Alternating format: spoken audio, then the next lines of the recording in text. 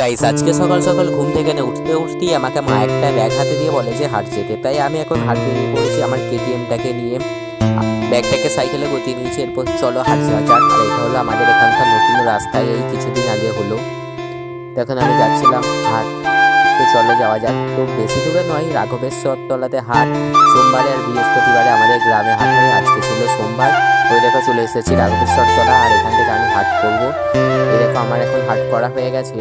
ভিড় ছিল প্রচুর, তাই তখন ভিডিওগুলো করতে পারিনি। এখানে আমি সাইকেলে গতিয়ে নিচ্ছি ব্যাগটা। তো চলো বাড়ি যাওয়া যাক।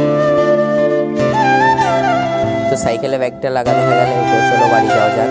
আর ওই দেখো রাঘবেশ্বর তলাটা আমাদের এখানকার। তো গাইস, আমি বাড়ি যেতে যেতে তোমরা সাবস্ক্রাইব অ্যান্ড লাইক করে দাও। আর আমার 1K সাবস্ক্রাইবটা পূরণ করে দিও। আর তোমরা পুরো ব্লগটা দেখতে থাকো। তো এটা মিনি ব্লগ হচ্ছে, ততটা বড় হবে না। তো চলো বাড়ি যাওয়া যাক। এখন আমি যাচ্ছিলাম আমাদের এখানে হনুমানজি তলা দিয়ে।